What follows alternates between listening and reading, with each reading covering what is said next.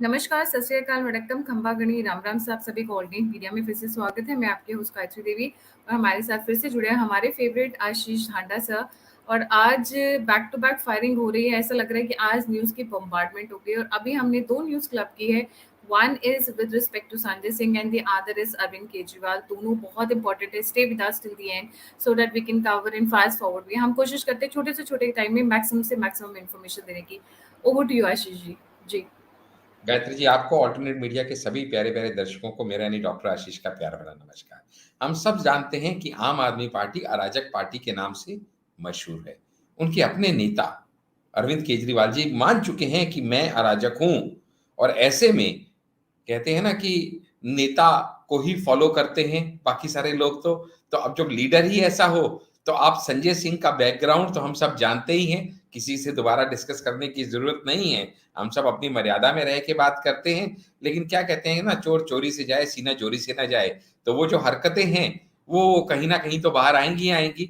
और इस समय तो इतनी ज्यादा अराजकता फैली हुई है पार्लियामेंट के ऊपर कि गायत्री जी, आज लगातार तीसरा दिन भी मॉनसून सत्र का धो दिया गया सभी अराजक पार्टियों ने एक साथ मिलके। और सच में बताऊं तो जगदीश धनखड़ जी जो राज्यसभा के चेयरपर्सन है, जिनको हम चेयरमैन कहते हैं, वो इतने संजीदा व्यक्ति हैं। और कोई भी सीरियस व्यक्ति मैं कहूं अगर, जिसको मालूम हो कि जनता की गाड़ी कमाई का पैसा किस तरह से बर्बाद किया जा रहा है। तो गायत्री जी, आपके कुछ दर्शक जानते होंगे, कुछ नहीं। जो नहीं जानते उनके लिए बता दूं कि पार्लियामेंट का 1 मिनट इस भारतवर्ष की जनता को 2.5 लाख रुपए का पड़ता है। 1 मिनट, 1 घंटे की कॉस्ट 1.5 करोड़ रुपया आती है। और पूरे दिन में, जबकि हमारे कॉन्स्टिट्यूशन में लिखा हुआ है कि 8 घंटे के अराउंड काम होना चाहिए, उसकी एवरेज कॉस्ट आती है गायत्री जी तकरीबन 9 करोड़ रुपया। और आज तीसरा दिन धोया गया है, तो आप समझ लीजिएगा इसका मतलब 27 से 30 करोड़ रुपया भारत की जनता का went down the drain.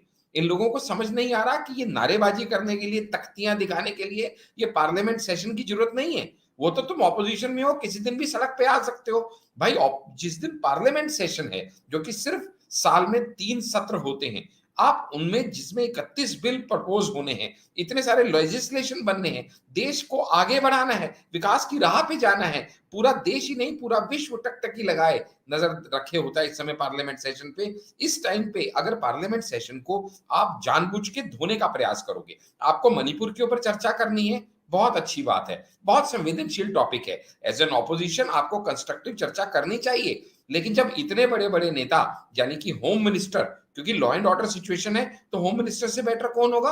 Home minister Amit Shah ji आके वहां रिक्वेस्ट कर रहे हैं, अर्ज कर रहे हैं कि मैं डिटेल डिस्कशन के लिए, एक्सप्लेनेशन के लिए तैयार हूं, आप प्लीज डिस्कशन कीजिए।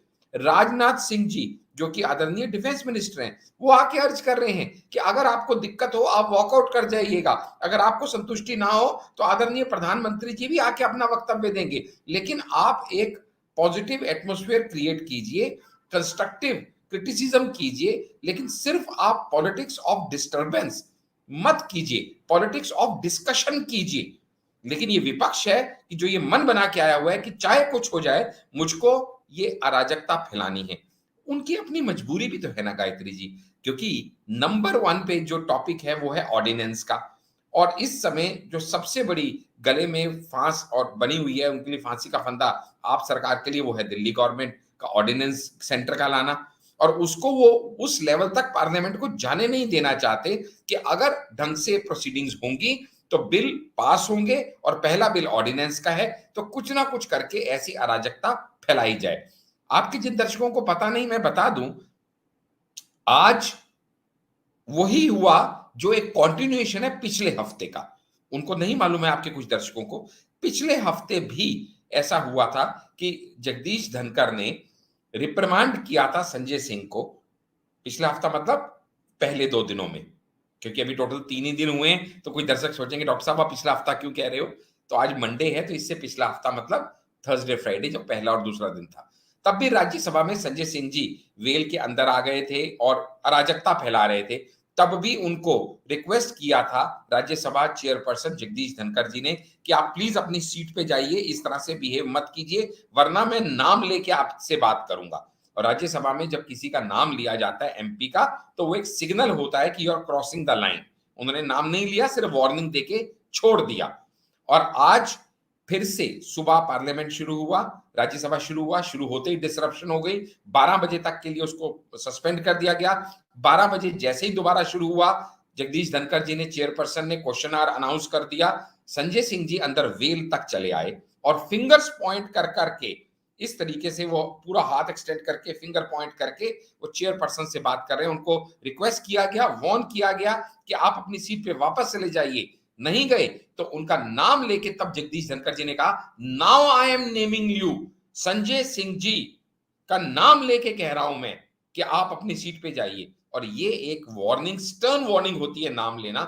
जिसके बाद leader of house Piyush Goyal ji ने खड़े होके प्रपोजल दिया कि इस तरह के अनरूली बिहेवियर के अगेंस्ट हम ये चाहते हैं कि इनके अगेंस्ट जो है सस्पेंशन इन्वोक किया जाए।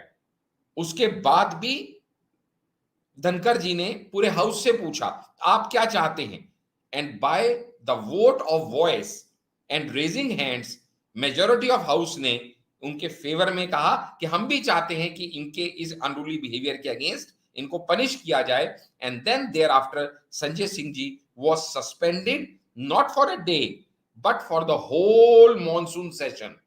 पूरे मॉनसून सत्र के लिए उनको बाहर का रास्ता दिखा दिया गया। गायत्री जी, यहां पे एक तीर और कई शिकार किए। मैं तो कहूंगा कि ये कुछ प्लान्ड स्ट्रेटेजी भी हो सकती है हमारी चाणक्य की। क्यों क्यों इसको समझना पड़ेगा, क्योंकि राज्यसभा के अंदर इस समय जहां पे टोटल 245 में से 237 सीट्स हैं और मेजॉरिटी के लिए 119 चाहिए। उस 119 में से ऑलरेडी एनडीए के पास 112 हैं, यानी हमें सिर्फ 7 और मानिएगा वोट्स चाहिए इस ऑर्डिनेंस को बिल में कन्वर्ट करने के लिए। और ये 7 कितनों में से चाहिए? रिमेनिंग 129 मेंबर्स में से, 129 में से सिर्फ 7 चाहिए। और वो भी तब जबकि अभी इसमें हमने बीजेडी के नो नहीं जोड़े हैं जो 90% बीजेपी की तरफ आते हैं। हमने इसमें वाईआरसीपी के नो नहीं जोड़े हैं जो 90% बीजेपी को जाते हैं। और हमने इसमें बीआरएस के 7 नहीं जोड़े हैं जो 90% बीजेपी को जाते हैं। और मजे की बात यह है कि अगर इनमें से कुछ पार्टीज या ये पार्टीज एब्सटेन भी कर जाती है ना वोटिंग में, तो भी इसका बेनिफिट बीजेपी को मिलने वाला है। यानी ये रूल लगभग तय है, आएगा ही आएगा। Nobody can beat NDA with the kind of numbers they have. इसीलिए इस अराजकता पे उतर आए हैं। और आप सोचिएगा, जब संजय सिंह जी को एक्सपेल किया गया, संजय सिंह जी रिप्रेजेंट्स हिज पार्टी आम आदमी party in Rajya Sabha which has 10 MPs. तो उनके पीछे पीछे बाकी नो नहीं चले गए कि भाई इसको बाहर निकाल रहे तो हम भी जा रहे हैं। ऐसा नहीं हुआ। उन्होंने अपना रेजिग्नेशन या उन्होंने कुछ अपना प्रोटेस्ट लेटर नहीं दिया, क्योंकि उन्हें पता है कि अगर हमने ऐसा किया तो हम बीजेपी के ट्रैप में फंस जाएंगे। अब संजय सिंह जी का अगर वो साथ नहीं देते हैं तो संजय सिंह जी के लिए बेइज्जती है। और अगर संजय जी का साथ देके खुद भी बाहर हो जाते हैं या वो भी बदतमीजी करते हैं और उनको भी एक्सपेल कर दिया जाता है, तो ये बीजेपी का ऑर्डिनेंस को बिल में कन्वर्ट करने के लिए वैसा ही एक ग्रीन सिग्नल जैसा होगा जैसे थाली में परोस के उनको दे दिया जाए। तो ये दोहरी चाल जो उसके अंदर वो फंस गए हैं, अब उनके पास कोई रास्ता नहीं है। नाउ हैव डिसाइडेड, अब उन्होंने ये डिसाइड किया है कि हम हर शहर में आम आदमी पार्टी प्रोटेस्ट करेगी और मणिपुर वायलेंस के अगेंस्ट हम अपनी आवाज उठाएंगे। लेकिन ये भूल गए हैं कि पिछले 100 साल से मणिपुर में वायलेंस जिस पार्टी की वजह से है, यानी सबसे पुरानी कांग्रेस पार्टी, जिसने उस मुसीबत के बीज बोए हैं जो आज हम डिस्कस नहीं करेंगे क्योंकि वो हमारा टॉपिक नहीं है। लेकिन उनकी मजबूरी देखिएगा, एक तरफ मणिपुर वायलेंस के अगेंस्ट आवाज उठा रहे हैं, दूसरा जो पार्टी मेन कॉज है उस वायलेंस की उसके गले में हाथ डाल के घूम रहे हैं, उससे दोस्ती और याराना निभा रहे हैं। क्या नैतिकता रह गई है इस समय पॉलिटिकल पार्टीज की, खासकर वो जो ऑपोजिशन में है। और इस समय जनता ये सब चीजें देख रही है। इसीलिए गायत्री जी, इस समय संजय सिंह जी का एक्सपल्शन राज्यसभा से ना सिर्फ उनके लिए एक ये झटका है, बल्कि बीजेपी का ऑपोजिशन को एक स्टर्न मैसेज भी है कि एक हद से ज्यादा बदतमीजी बर्दाश्त नहीं की जाएगी। एक शेर कहते हुए इस टॉपिक को खत्म करूंगा। वो कहते हैं ना, सर झुकाने में हर्ज नहीं है मगर सर इतना भी मत झुकाओ कि दस्तार गिर पड़े। दस्तार बोलते हैं पगड़ी को। ये मैसेज बीजेपी ऑपोजिशन पार्टीज को देना चाह रहा है। और अगर अभी भी कुछ लोगों की समझ में ना आया हो तो ये बता दूं मैं कि बिजनेस एडवाइजरी कमेटी की एक बैठक हुई थी 2 दिन पहले, जो कि राज्यसभा एमपीज ने अटेंड की थी, जिसको जगदीश धनखड़ जी, जो कि चेयरपर्सन है राज्यसभा ने, प्रिसाइड किया था, जहां पे सबको बुलाया गया था। And this meeting was regarding the ordinance, और उसमें चर्चा करने के लिए, बिल को कन्वर्ट करने के लिए। और उस मीटिंग में से भी सारे के सारे आपके एमपीज वॉकआउट कर गए थे, क्लियरली इंडिकेटिंग कि उनको मणिपुर से कोई लगाव नहीं, किसी न्याय प्रक्रिया से कोई लेना देना नहीं, सिर्फ एक ही पर्पस है, और वो ये कि किसी भी तरीके से ये ऑर्डिनेंस को बिल में बनने से रोका जाए, जिसके खिलाफ आज बहुत एक स्टर्न मैसेज जगदीश धनखड़ जी ने, आदरणीय चेयरपर्सन ऑफ राज्यसभा ने दिया है। और मुझे लगता है ये बाकियों के लिए भी एक लेसन होगा, क्योंकि जब टीचर एक बच्चे को मुर्गा बनाती है ना क्लास में, तो वो बाकी 35 के लिए भी सिग्नल होता है, देख लो तुम भी इसकी जगह यहां हो सकते थे या भविष्य में हो सकते हो। So it is that signalling. Gayatri ji, इसके ऊपर आप कुछ ऐड करना चाहें तो you are most welcome, then we move to the next topic. Add मुझे कुछ नहीं करना है आशीष जी, बस मैं इतना जरूर कहना चाहूंगी, संजय सिंह को सस्पेंड करना बहुत ही पॉजिटिव स्टेप है, setting the house in order है। बदतमीज हैं, ब्लैकमेलिया हैं, ऐसे लोगों को हम चुनकर भेज रहे हैं संसद में, पहली बात तो यही गलत बात है, ठीक है। पर जनता जैसे जैसे जागरूक होगी, एंड आई एम श्योर होंगे लोग, जैसे जैसे इनके रंग और रूप निकल कर आ रहे हैं, आई होप जल्दी लोग सीखें और इस तरीके के अनरूली एलिमेंट्स को संसद में भेजना बंद करें। जी Ashish ji, coming to the next topic, आज तो सुप्रीम कोर्ट के मिलॉर्ड ने भी क्या बोलते हैं, फैक्ट एंड फिगर्स के साथ सुप्रीम के सॉरी केजरीवाल की क्लास लगाई। जी जी गायत्री जी, एक्चुअली क्या है, वो कहते हैं ना, मैंने पहले भी एक दो बार आपके शो में शायद दिलाइन की कि बकरे की माँ कब तक खैर मनाएगी, एक ना एक दिन तो हत्थे चढ़ जाएगी। अब यहाँ पे हर चीज कहते हैं दाल में नमक होना चाहिए, पर नमक में दाल नहीं चलती है। हर चीज का एक प्रपोर्शनेट और डिसप्रपोर्शनेट फ्रैक्शन रहता है। अब ये समझिएगा कि एक सिंपल सी बात मैं आपको बता रहा हूं कि एक जब गवर्नमेंट्स इंटर स्टेट प्रोजेक्ट्स चलाती हैं, एक स्टेट से दूसरे स्टेट हाईवे बनते हैं, पुल बनते हैं, ब्रिजेस हैं, रेलवेज हैं, बहुत चीजें होती हैं। तो जहां पे सेंटर एक बिग ब्रदर की तरह काम करता है और बाकी स्टेट्स आपस में उसको कंट्रीब्यूट करती हैं, कलेक्टिवली कुछ डेवलपमेंट प्रोसेस होते हैं। ऐसा नहीं होता, क्योंकि यहाँ पे अलग अलग राज्य नहीं है आज जो इंडिपेंडेंस से पहले थे। आज तो ये एक ही फेडरल ऑर्गेनाइजेशन यानी कि हमारी इंडिया है, उसकी अलग अलग स्टेट्स है, तो इनका प्रॉपर म्यूचुअल कोऑर्डिनेशन बहुत जरूरी है। ऐसा ही है कि शो भी सामने निकल के आया कि एक रीजनल रैपिड ट्रांजिट सिस्टम करके एक प्रोजेक्ट शुरू हुआ। ये जो प्रोजेक्ट शुरू हुआ ये अलग अलग स्टेट्स को ज्वाइन करता है, और उनके बीच में Delhi Meerut rapid rail project है। बेसिकली ये Delhi Meerut rapid rail project, और ये जो प्रोजेक्ट है गायत्री जी, ये अलग अलग स्टेट्स को ज्वाइन करता है, और अलग अलग स्टेट्स को ज्वाइन करते हुए ये एक नेटवर्क क्रिएट कर देता है, जहां पे एक म्यूचुअल कम्युनिकेशन और म्यूचुअल ट्रांजिट इनका पॉसिबल हो पाए। उस प्रोजेक्ट के लिए 2 स्टेट्स इन्वॉल्व थी, उत्तर प्रदेश और दिल्ली, और सेंटर ब्रिक ब्रदर की तरह, जैसे मैंने कहा। तो पहले तो मुद्दा ये हुआ कि जब ये प्रोजेक्ट शुरू करना है तो आम आदमी पार्टी ने रोना धोना शुरू कर दिया, भैया हम पैसे नहीं देंगे, हमारे पास पैसे नहीं है, सारे पैसे जो है सेंटर देगा, हम नहीं देंगे। उत्तर प्रदेश ने ऐसा कुछ नहीं कहा। इसके ऊपर बात कोर्ट में चली गई, एपेक्स कोर्ट ने इसके अगेंस्ट रूलिंग दी, दिल्ली गवर्नमेंट के अगेंस्ट, नथिंग डूइंग, आपको भी अपना शेयर ऑफ कंट्रीब्यूशन देना पड़ेगा, आप भी कलेक्शन करते हैं, टैक्स आता है, सब होता है, तो डेवलपमेंट ग्रोथ इंफ्रास्ट्रक्चर में आप क्यों नहीं देंगे। तो फिर मुद्दा आया कि इनकी डिवीजन कैसे होगी, वो भी सेंटर गाइडेड डिवीजन हो गई कि ये जो प्रोजेक्ट है, ये प्रोजेक्ट 31,632 करोड़ में पूरा होना है। मोटा मोटा समझ लीजिएगा 31,000 करोड़ में।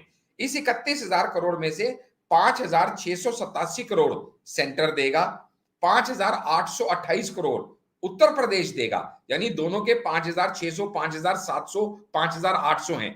और दिल्ली गवर्नमेंट कितना देगी गायत्री जी? सिर्फ 1,138 crore, not even 25% of what they are giving, something like 20%। लेकिन इन्होंने वहां पे भी है नहीं है नहीं है नहीं है नहीं है नहीं का ड्रामा शुरू कर दिया Gayatri ji. Could you beat that?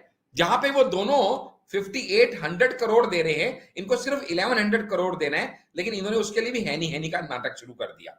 Ultimately हुआ क्या, उन दोनों के पैसे आ गए, अप्रैल ऑनवर्ड्स इनके पैसे नहीं आए, जिसकी वजह से ये प्रोजेक्ट रुक गया। अब प्रोजेक्ट रुक गया तो फिर से बात सुप्रीम कोर्ट तक गई कि भाई क्या हुआ प्रोजेक्ट का, बाकी दोनों ने पैसे दे दिए, तुम क्यों नहीं दे रहे? तो इन्होंने क्या कहना शुरू कर दिया, हमारे पास पैसे है ही नहीं। फिर कोर्ट ने पूछा आपके पास पैसे नहीं है?